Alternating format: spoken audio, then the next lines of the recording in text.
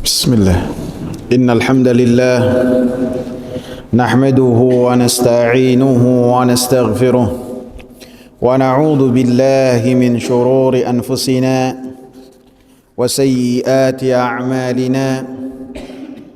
Man yahdihillahu fala mudilla lahu wa man yudlil fala hadiya lahu. Asyhadu an la ilaha illallah wa asyhadu anna Muhammadan abduhu wa rasuluh. Allahumma salli wa sallim wa barik ala nabiyyina Muhammad wa ala alihi wa sahbihi wa man ittaba'a bihudahu ila yaumil qiyamah, wa ba'd.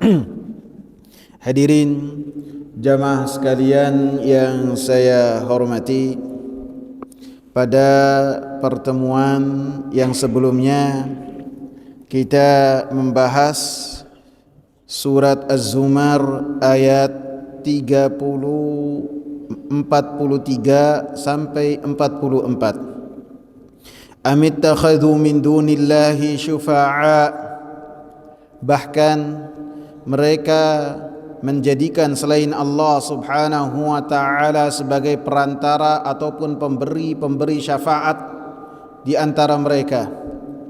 Maka Allah katakan, Qul awalau kanu la yamlikuna syai'a wa la ya'qilun. Katakanlah wahai Nabi Muhammad sallallahu alaihi wasallam, bahwasanya yang telah mereka jadikan sebagai pemberi syafaat tanpa izin dari Allah subhanahu wa ta'ala, maka mereka tidak memiliki sedikit pun dari syafaat tersebut. Wala ya'qilun, dan mereka tidak memahami hal tersebut.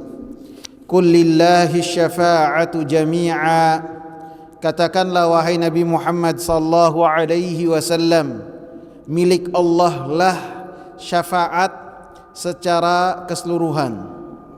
Jadi ditegaskan dalam ayat 44, Allah jawab, Qul lillahi syafa'atu jami'an, katakanlah hanya milik Allah lah syafaat secara keseluruhan. Yang pertama digunakan tanda hasr, tanda pengumpulan, tanda bahwasanya yang memiliki syafaat itu hanyalah Allah subhanahu wa ta'ala, dengan lebih mengedepankan lafzul jalalah Allah subhanahu wa ta'ala. Kemudian setelahnya Allah subhanahu wa ta'ala tegaskan jami'an, semua syafaat tersebut adalah milik Allah subhanahu wa ta'ala. Lahu mulkus samawati wal ardi, bagi Allah lah kerajaan langit 7 lapis, dan kerajaan dan milik Allah lah bumi. Artinya, sebagaimana Allah subhanahu wa ta'ala memiliki langit 7 lapis dan memiliki apa yang ada di bumi dan di bawah bumi dan apa yang di antara langit dan bumi, maka Allah lah juga yang memiliki syafaat. Sehingga semua yang ada di dalam kekuasaan Allah subhanahu wa ta'ala, termasuk di dalamnya syafaat, maka tidak ada yang berhak untuk memilikinya kecuali Allah subhanahu wa ta'ala. Jadi saya tegaskan dalam ayat ini, surat Az-Zumar ayat ke-44, Allah katakan, Qul lillahi syafa'atu jami'an, katakanlah bahwasanya syafaat itu hanyalah milik Allah subhanahu wa ta'ala secara keseluruhan. Allah subhanahu wa ta'ala yang memilikinya. Maka apabila kita meyakini bahwasanya syafaat itu milik Allah subhanahu wa ta'ala secara keseluruhan, semua jenis syafaat itu Allah subhanahu wa ta'ala yang memilikinya, maka kita tidak boleh meminta syafaat kecuali dari yang memiliki syafaat tersebut, yaitu Allah subhanahu wa ta'ala. Allah Subhanahu wa taala yang memiliki syafaat, maka ketika kita meminta syafaat, minta syafaatnya hanya kepada Allah Subhanahu wa taala, tidak kepada selain Allah Subhanahu wa taala, karena Allah Subhanahu wa taala yang memiliki syafaat. Maka sebagian orang mengatakan, kami meminta syafaat dari selain Allah Subhanahu wa taala karena Allah Subhanahu wa taala memberikan syafaat tersebut kepada para pemberi syafaat, seperti para nabi, seperti orang-orang yang beriman, seperti para malaikat. Maka kita meminta kepada mereka syafaat karena mereka telah mendapatkan syafaat dari Allah Subhanahu wa taala. Ini seakan-akan pernyataan demikian adalah pernyataan yang benar, akan tetapi apabila kita perhatikan dari dalil-dalil yang sudah kita bahas, maka ini adalah kerancuan dalam memahami ayat-ayat Al-Qur'anul Karim dan hadis-hadis dari Nabi sallallahu alaihi wasallam. Karena dalam hadis Rasulullah mengatakan syafaatil anbiya, para nabi memberikan syafaat. Kemudian dalam hadis juga wal malaikah, para malaikat pun memberikan syafaat. Kemudian wal mu'minun, dan orang-orang yang beriman memberikan syafaat juga. Apakah artinya kita bisa meminta dari mereka secara mutlak? Maka kita jawab bahwasanya ini adalah kerancuan yang harus kita benahi dalam memahami ayat-ayat dan hadis-hadis yang berkaitan dengan syafaat. Karena syafaat itu milik Allah Subhanahu wa taala, tidak ada yang menyertai Allah Subhanahu wa taala dalam syafaat. Hanyalah Allah Subhanahu wa taala memberikan izin kepada sebagian dari makhluknya untuk memberikan syafaat. Izin dari Allah Subhanahu wa taala yang Allah Subhanahu wa taala kehendaki di tempat-tempat tertentu bagi orang-orang yang Allah Subhanahu wa taala ridha, untuk mereka mendapatkan syafaat dari orang-orang yang telah Allah Subhanahu wa taala izinkan mereka untuk memberikan syafaat. Bukan syafaat itu didapat oleh pemberi-pemberi syafaat, kemudian mereka memberikan syafaat sesuai dengan hati dan kehendak mereka, tidak. Sesuai dengan selera mereka, tidak. Akan tetapi semuanya atas izin dari Allah Subhanahu wa taala, semuanya harus ridha dari Allah Subhanahu wa taala, sehingga apa yang mereka dapat bukanlah sifatnya kepemilikan dari syafaat tersebut, tidak. Akan tetapi semuanya harus mendapatkan izin dari Allah Subhanahu wa taala dan ridha dari Allah Subhanahu wa taala. Sampai sini paham? Paham ya? Jadi Allah Subhanahu wa taala mengizinkan kepada pemberi-pemberi syafaat, bukan menjadikan syafaat tersebut menjadi milik mereka, sehingga mereka memberikan syafaat sesuai kehendak hati mereka kepada siapa-siapa yang mereka kehendaki. Tidak bisa. Akan tapi semuanya atas izin Allah. Karena ini bukan kepemilikan, akan tapi yang Allah Subhanahu wa taala izinkan. Sehingga apabila kita perhatikan dari hadis syafaatul uzma, ketika Nabi sallallahu alaihi wasallam di hari kiamat dimintakan syafaat, manusia berbondong-bondong datang kepada Nabi sallallahu alaihi wasallam. Setelah mereka datang kepada Nabi Adam, Nabi Nuh, Nabi Ibrahim, Nabi Musa, Nabi Isa, kelima-limanya menolak, kemudian datang kepada Nabi sallallahu alaihi wasallam. Ketika Nabi sallallahu alaihi wasallam mendapatkan itu semua dari manusia, manusia datang kepada Nabi, kemudian mereka berbondong-bondong menyatakan, wahai Muhammad, anta Rasulullah, wa anta khatamul anbiya wa anta abdun ghafarallahu laka ma taqaddama min dzambika wa ma ta'akhkhar. Wahai Nabi Muhammad, engkau adalah utusan Allah, engkau adalah penutup para nabi, engkau adalah seorang hamba yang dosa-dosanya diampuni oleh Allah Subhanahu wa taala, baik yang telah lalu dan akan datang. Keutamaan-keutamaan Nabi mereka sebutkan kepada Nabi Muhammad sallallahu alaihi wasallam. Apakah ketika Nabi sallallahu alaihi wasallam mengatakan kepada para manusia, ana laha, ini adalah bagian saya, ini adalah tugas saya, Nabi sallallahu alaihi wasallam langsung memberikan syafaat kepada para manusia, ataukah Nabi sallallahu alaihi wasallam meminta izin terlebih dahulu kepada Allah Subhanahu wa taala? Apa yang terjadi?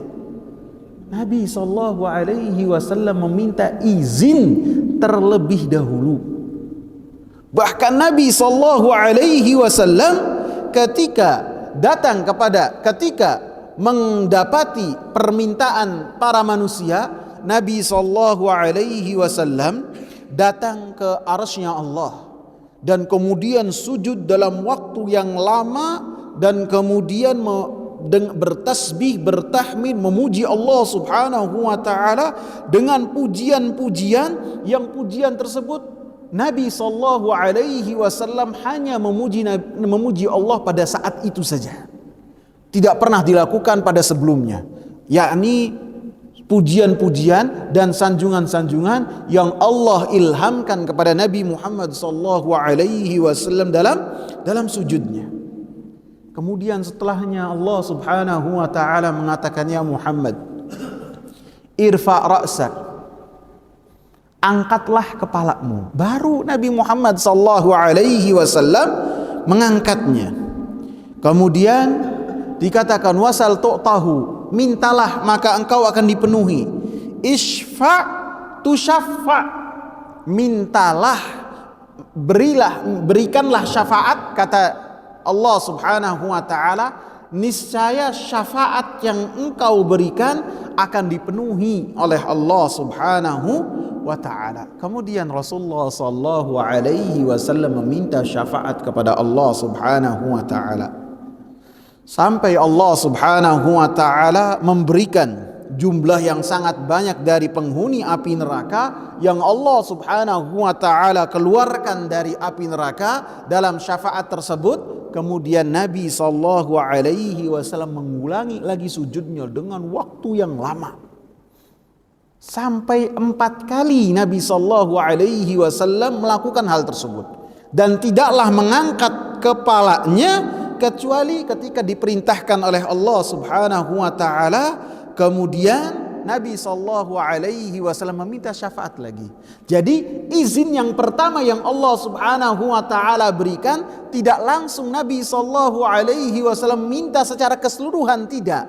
Akan tetapi ketika dipenuhi permintaan yang pertama, diberikan izin, kemudian Nabi meminta lagi dengan meminta izin lagi. Kemudian dipenuhi lagi oleh Allah, kemudian sujud lagi dalam waktu yang lama, kemudian diizinkan lagi oleh Allah Subhanahu wa taala, kemudian diminta lagi, kemudian diizinkan oleh Allah Subhanahu wa taala, sebanyak 4 kali beliau lakukan. Ini menunjukkan bahwa yang dilakukan oleh pemberi syafaat bukanlah mereka itu memiliki syafaat secara mutlak, tidak, akan tetapi syafaat itu milik Allah Subhanahu wa taala, dan Allah Subhanahu wa taala mengizinkan kepada orang-orang yang diizinkan oleh Allah Subhanahu wa taala dengan syafaat tersebut di tempat-tempat tertentu dan di bagian-bagian tertentu, sehingga Allah Subhanahu wa taala mengizinkan untuk memberikan syafaat. Tidak syafaat itu dimiliki oleh selain Allah Subhanahu wa taala. Syafaat tersebut hanya milik Allah Subhanahu wa taala.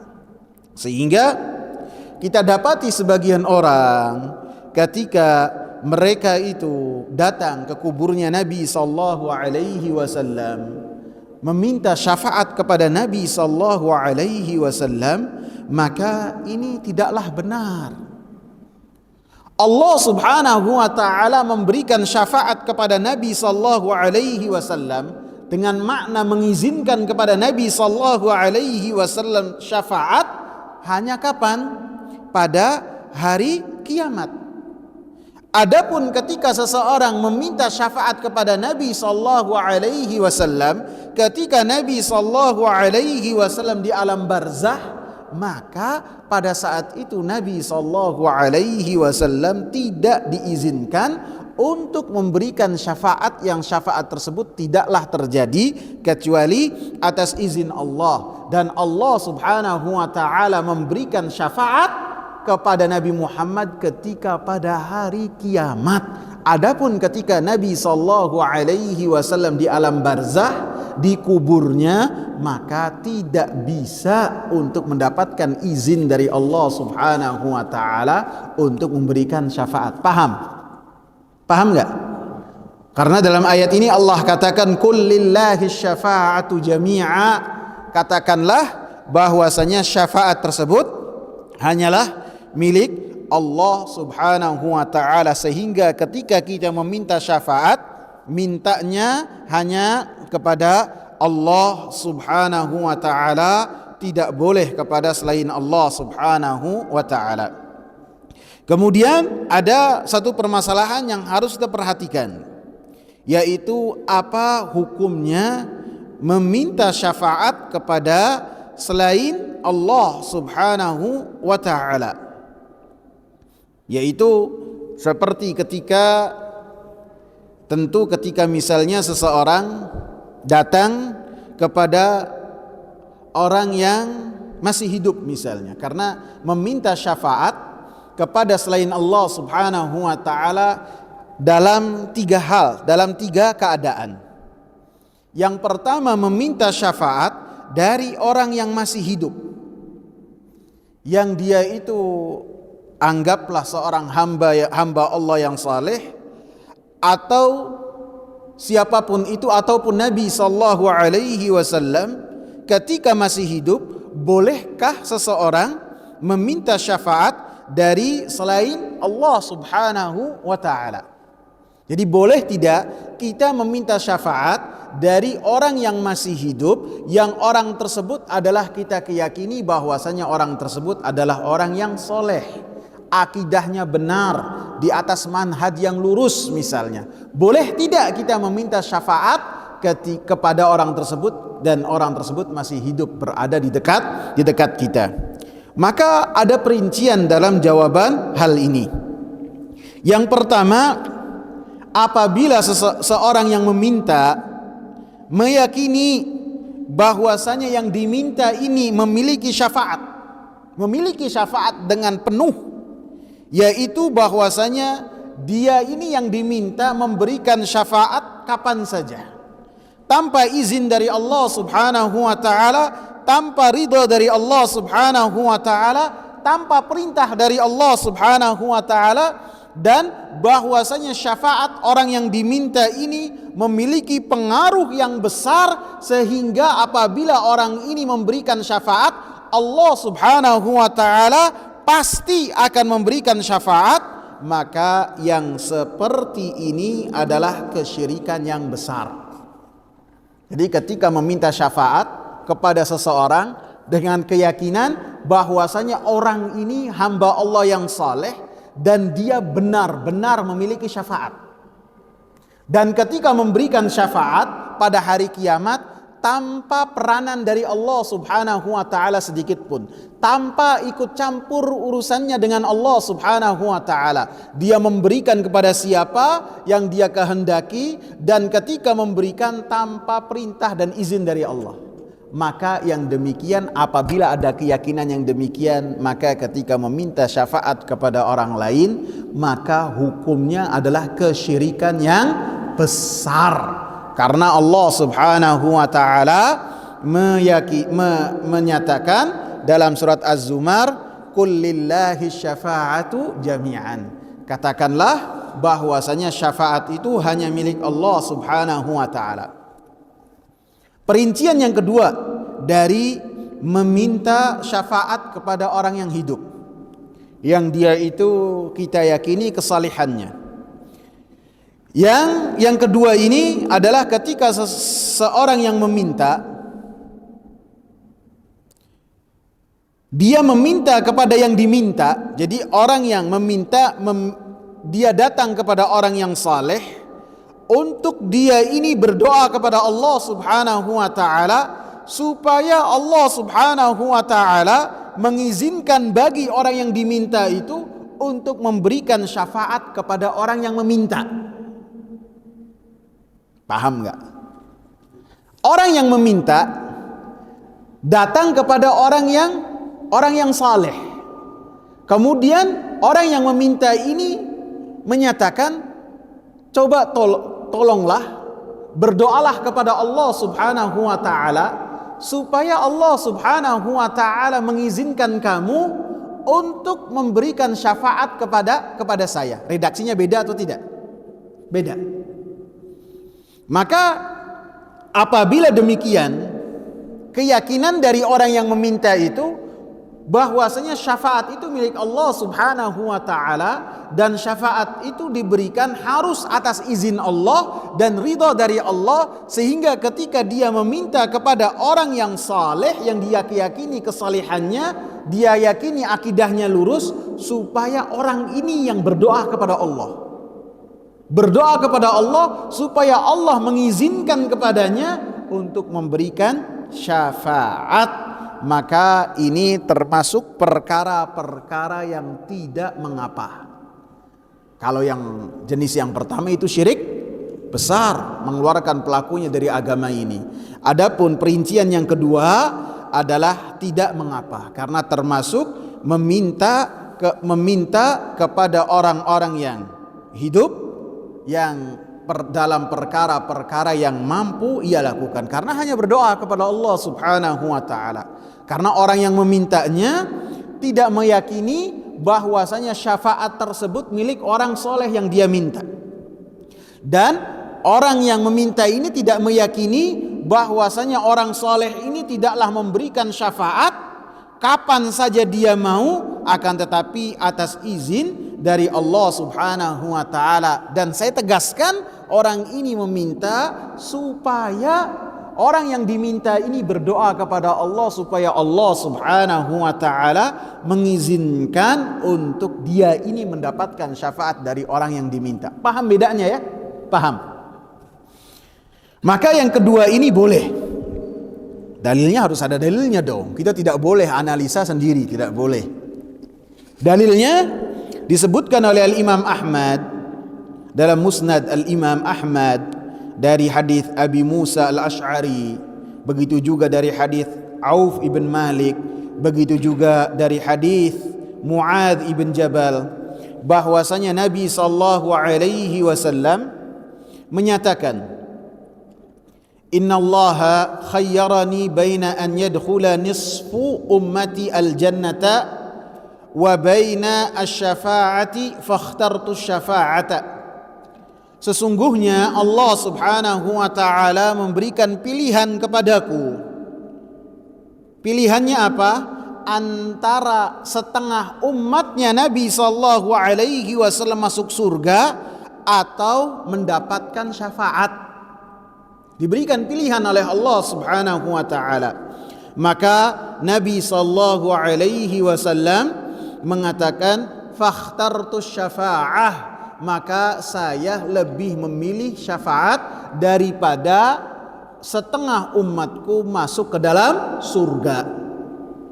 Maka sahabat-sahabat perawi seperti Abu Musa, seperti Auf ibn Malik, seperti Muadz ibn Jabal, mereka berkata kepada Rasulullah sallallahu alaihi wasallam dengan mengatakan, ya Rasulullah, ud'ullaha an yaj'alana mimman tashfa'a fihim.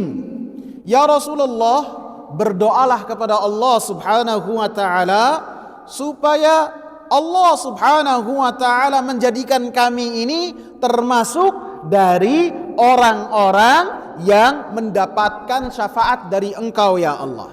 Maaf ya Rasulullah. Jadi ya Rasulullah, doalah kepada Allah Subhanahu wa taala supaya menjadikan kami ini sebagai orang-orang yang mendapatkan syafaat-Mu pada hari kiamat kelak.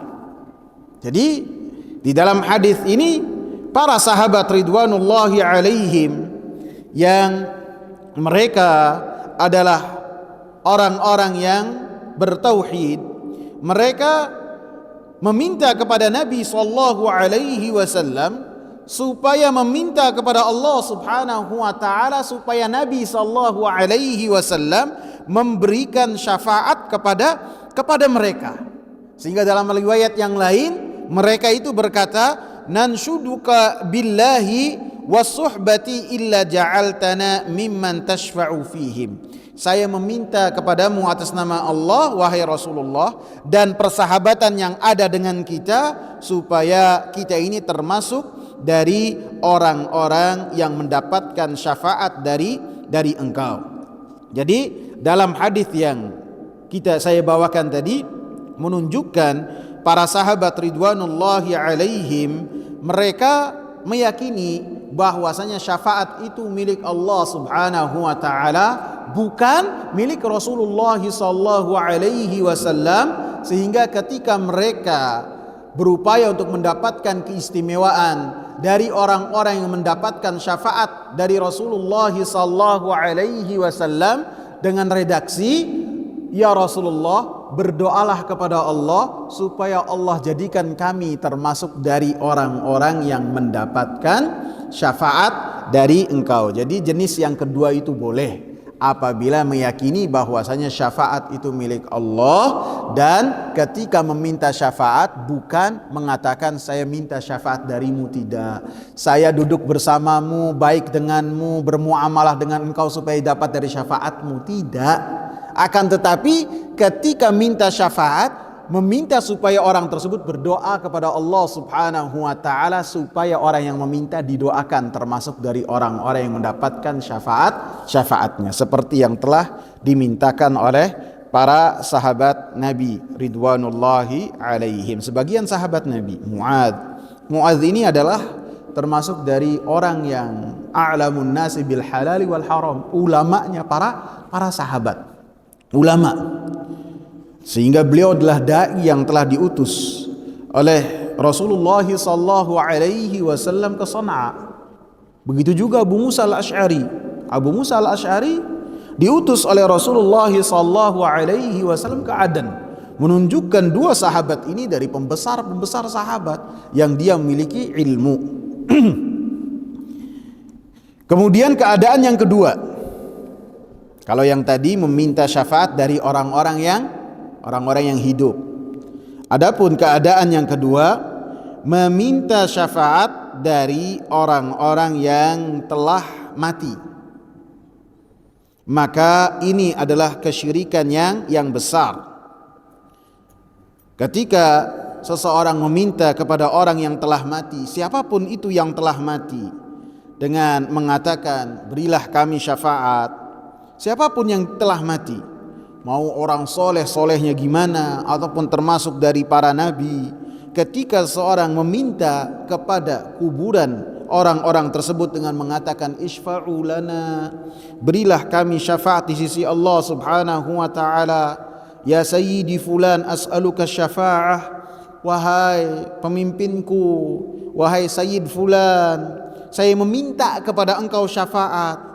Atau ya Nabi Allah asy-syafa'ata, wahai nabinya Allah, saya meminta kepada engkau syafaat. Ketika mereka sudah mati semua, maka itu termasuk dari kesyirikan yang besar. Karena jenis minta syafaat kepada orang-orang yang telah mati ini adalah termasuk kesyirikan besar secara mutlak. Karena termasuk dari berdoa kepada orang-orang yang telah mati, meminta kepada orang-orang yang telah mati dengan permintaan apapun juga.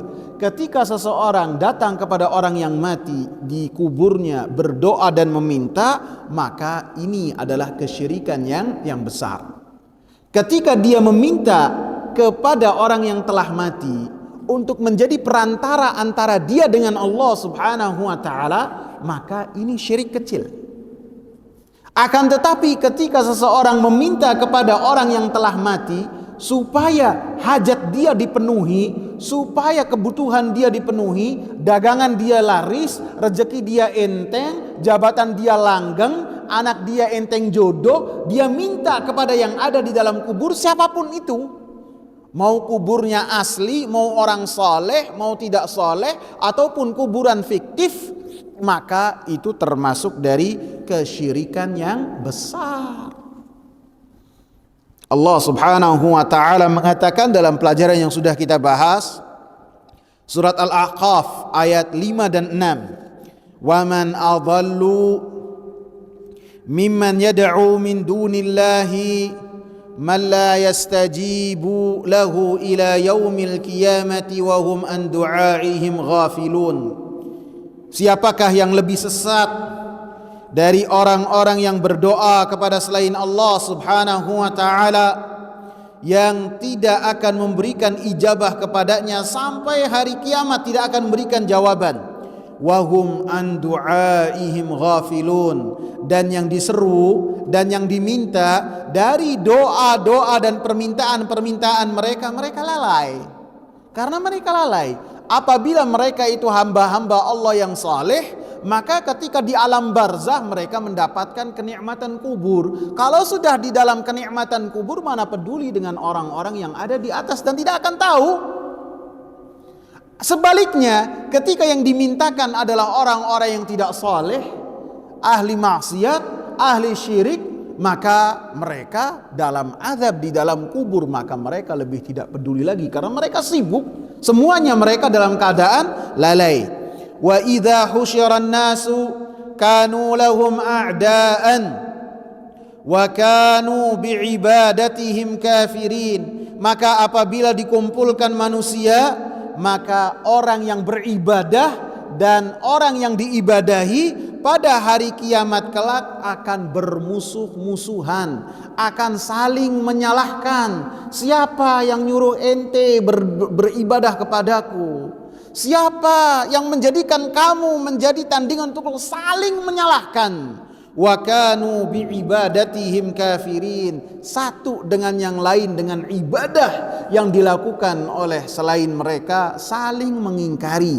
Dan doa termasuk ibadah yang telah Rasulullah sallallahu alaihi wasallam katakan, ad-du'a huwal ibadah. Doa itu huwal ibadah. Dan ayat ini termasuk yang menyanggah ketika seseorang meminta syafaat dari orang-orang yang telah meninggal dunia, siapapun itu.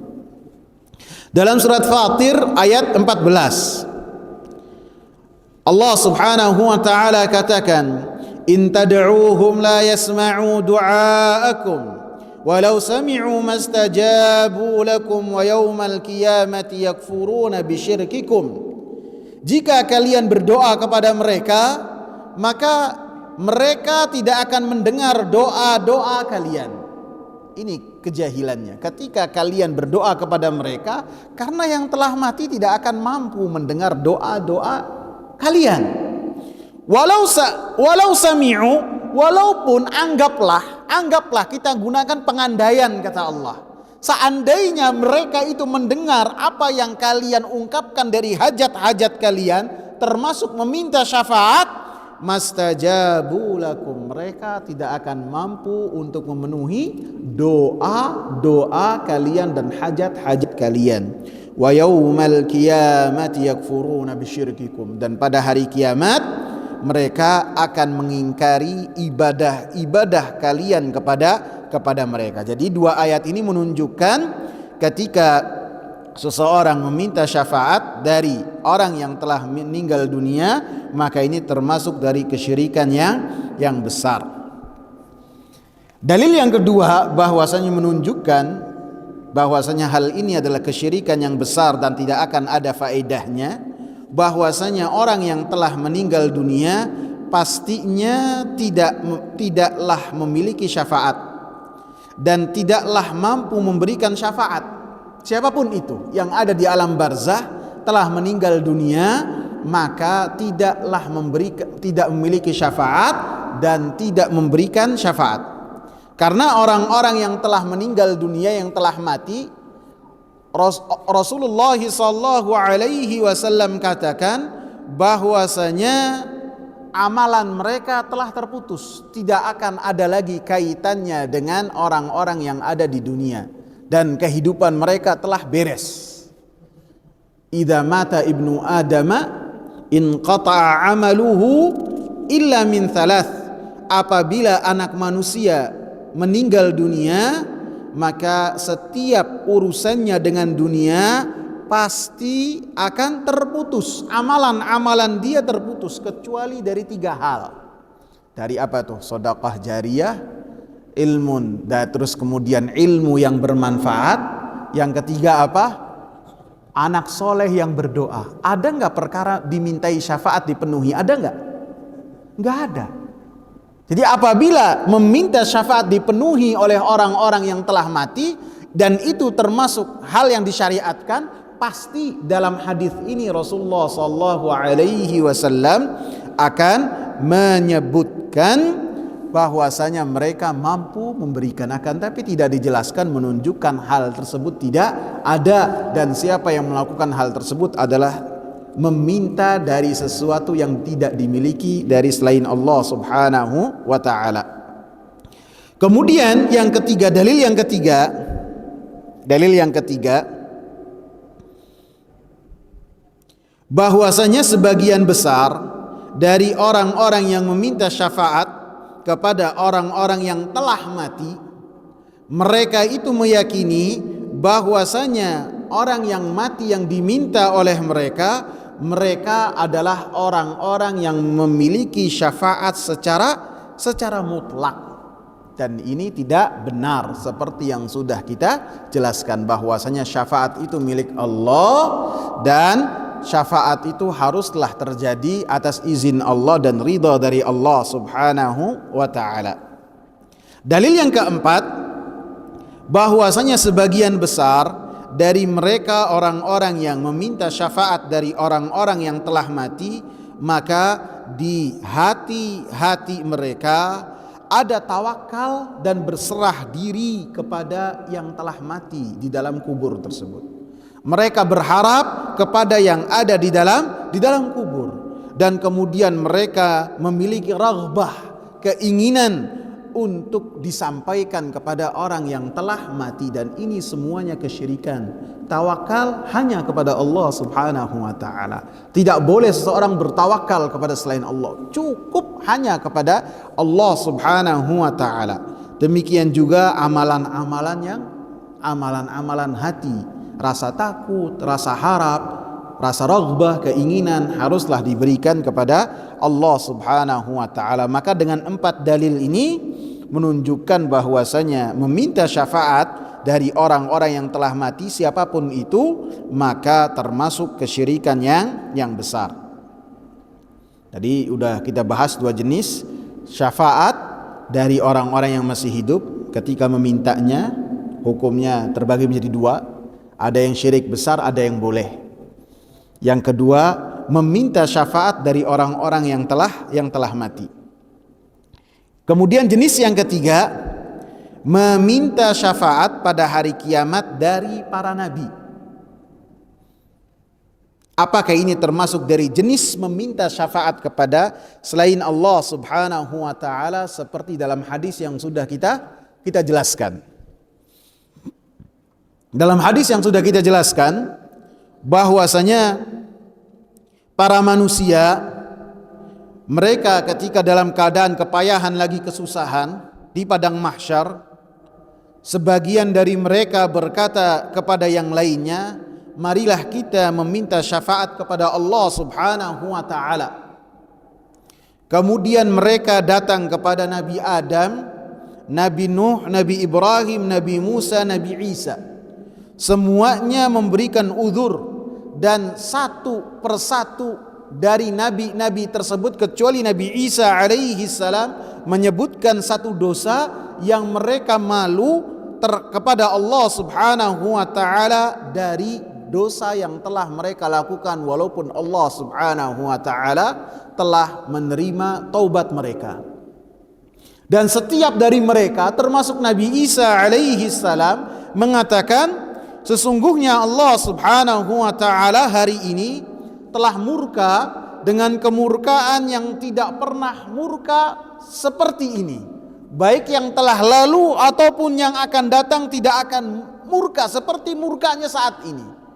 Sampai manusia berbondong-bondong datang kepada Nabi sallallahu alaihi wasallam. Kemudian Nabi sallallahu alaihi wasallam mengatakan, ana laha, ana laha, ana laha.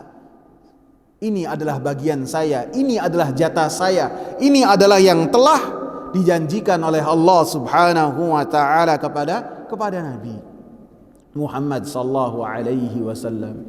Sebagian orang mengira dalam hadis ini para manusia meminta syafaat yang artinya supaya mereka melimpahkan syafaat kepada para manusia. Tidak. Karena pada hari kiamat adalah hari yang sangat besar, hari yang sangat luar biasa, yang sangat nampak pada saat itu keagungan Allah, kebesaran Allah, kekuasaan Allah Subhanahu wa taala, dan tidak mungkin manusia pada saat itu ketika dalam keadaan kepayahan yang luar biasa, hati-hati mereka condong kepada makhluk, tidaklah condong kepada Allah Subhanahu wa taala, sedangkan di depan mereka ada keadaan yang luar biasa, matahari dekat sedekat-dekatnya, dan mereka dalam keadaan kepayahan yang luar biasa. Dan pada saat itu, waktu itu 50.000 tahun mereka dalam keadaan kesusahan lagi, kepayahan. Ketika dalam keadaan demikian, tidak mungkin manusia malah condong hatinya datang kepada para nabi untuk supaya mereka menolong. Tidak. Ini kesalahan dalam memahami hadis dari Rasulullah sallallahu alaihi wasallam. Akan tetapi ketika manusia datang kepada para nabi, kemudian mereka mengatakan, ala tashfa' lana 'inda rabbik, tidaklah engkau memberikan syafaat untuk kami di sisi Allah Subhanahu wa taala. Dijabarkan oleh para ulama ketika mereka mengumpulkan hadis-hadis yang berkaitan dengan syafaat, seakan-akan mereka berkata kepada para nabi yang mereka mintakan dari Nabi Adam sampai Nabi Muhammad sallallahu alaihi wasallam, 6 nabi ya. Nabi Adam, Nabi Nuh, Nabi Ibrahim, Nabi Musa, Nabi Isa, Nabi Muhammad. 6 nabi.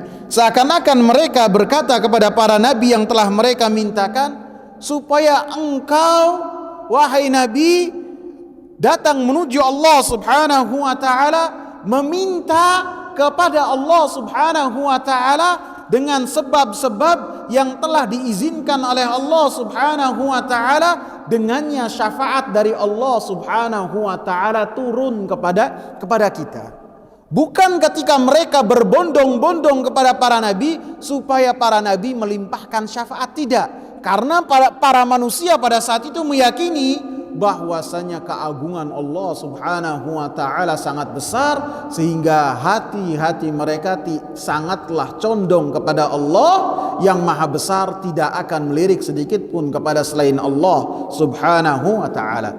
Sehingga ketika mereka meminta kepada Nabi sallallahu alaihi wasallam, meminta supaya Nabi Muhammad sallallahu alaihi wasallam melakukan sebab-sebab yang dengannya Allah Subhanahu wa taala memberikan izin kepada Nabi Muhammad sallallahu alaihi wasallam untuk memberikan syafaat. Tidak syafaat itu diberikan kepada, atau tidaklah syafaat itu milik Nabi Muhammad sallallahu alaihi wasallam ataupun milik selain Nabi Muhammad dari para nabi.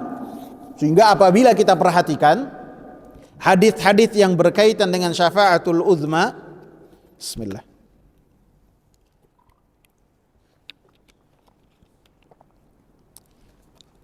Maka kita dapati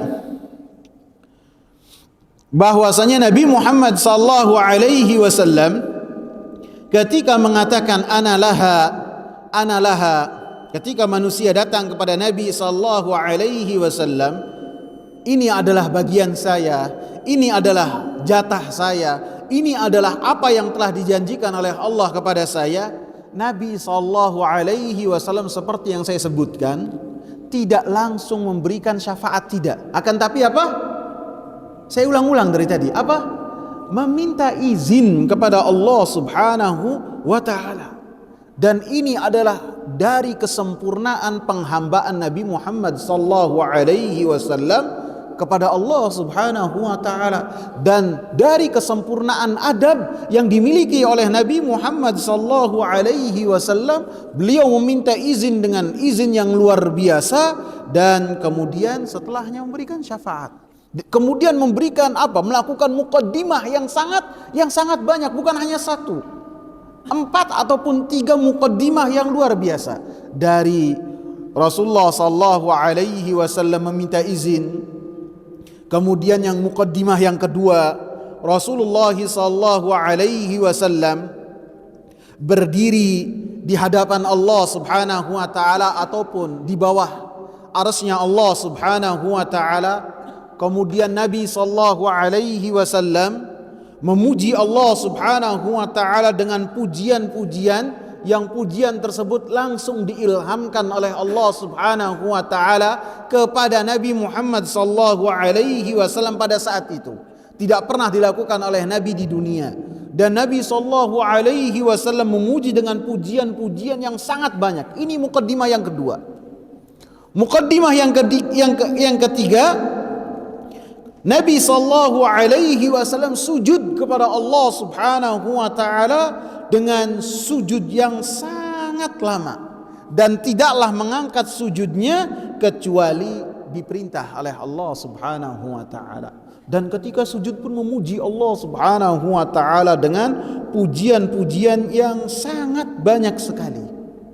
Memuji Allah, bertasbih, mengagungkan Allah Subhanahu wa taala. Dan kemudian beliau Nabi Muhammad sallallahu alaihi wasallam tidaklah mengangkat kepalanya kecuali setelah mendapatkan perintah dari Allah Subhanahu wa taala. Ketika Nabi mendengar, ya Muhammad, wahai Muhammad, irfa' ra'sak, angkatlah kepalamu, wasal tu'tahu, mintalah niscaya engkau akan dipenuhi, washfa' tushaffa', berilah syafaat, niscaya syafaat yang engkau berikan akan dipenuhi oleh Allah Subhanahu wa taala. Baru setelahnya Nabi sallallahu alaihi wasallam mengangkat kepala dan menyebutkan syafaat yang Rasulullah sallallahu alaihi wasallam. Jadi ketika Nabi sallallahu alaihi wasallam memenuhi permintaan dari manusia, saya ingatkan, tidak ujug-ujug langsung memberikan syafaat, tidak, akan tapi melakukan muqaddimah yang sangat banyak, sampai 5 muqaddimah yang menunjukkan bahwasanya Nabi sallallahu alaihi wasallam tidak memiliki syafaat, akan tetapi syafaat tersebut milik Allah Subhanahu wa taala, yang Allah Subhanahu wa taala berikan kepada Nabi Muhammad dan kepada pemberi-pemberi syafaat dalam rangka memuliakan pemberi-pemberi syafaat dan dalam rangka memberikan manfaat kepada orang-orang yang mendapatkan syafaat dari Allah. Dengan ketentuan Allah mengizinkan kepada pemberi syafaat, dan Allah Subhanahu wa taala ridha kepada pemberi syafaat dan kepada orang-orang yang mendapatkan syafaat. Dan ridhanya Allah, cintanya Allah tidak diberikan kecuali kepada orang-orang yang bertauhid kepada Allah Subhanahu wa taala dengan tauhid yang benar. Wallahu taala a'lam. Paham sampai sini, ikhwan? Dan ini adalah apa ya? Akar dari permasalahan orang-orang yang mereka memiliki apa? Ibadah-ibadah kepada selain Allah Subhanahu wa taala, dan mereka mengatakan bahwasanya mereka adalah orang-orang yang telah mengucapkan kalimat la ilaha illallah, akan tapi mereka datang kepada selain Allah. Dan awal dari apa yang mereka mintakan, asas dari apa yang mereka mintakan, motivasinya adalah apa? Mencari syafaat kepada selain dari Allah Subhanahu wa taala. Dan ini adalah termasuk kesyirikan yang telah dilakukan oleh orang-orang pada zaman jahiliyah. yang Nabi sallallahu alaihi wasallam memerangi mereka. Orang-orang musyrikin ketika mereka beribadah kepada selain Allah, mereka mengatakan haula'i syufa'auna indallah, yang kita jadikan ibadah, berdoa, ruku, sujud dan memberikan sesembelihan kepada sesembahan-sesembahan selain Allah, mereka itu adalah pemberi syafaat untuk kita pada hari kiamat pada hari kiamat kelak, sama seperti yang dilakukan oleh orang-orang yang ada pada zaman sekarang. Wallahu ta'ala. Silakan. Saya mau tanya, kalau yang mendapatkan syafaat itu dari umat Rasulullah keseluruhan atau ada pengecualian? Iya, ada pengecualian, artinya mereka yang hanya bertauhid saja yang mendapatkan syafaat dari Rasulullah sallallahu alaihi wasallam. Adapun mereka yang tidak bertauhid ataupun tauhidnya tidak benar, maka mereka tidak mendapatkan syafaat dari Allah Subhanahu wa taala yang Allah Subhanahu wa taala berikan dan izinkan kepada Rasulullah sallallahu alaihi wasallam. Karena sering saya ulang-ulang, syarat syafaat itu ada dua, yaitu yang pertama izin dari Allah, izin kepada pemberi syafaat itu Rasulullah, para nabi, para rasul, kemudian para malaikat dan orang-orang yang beriman.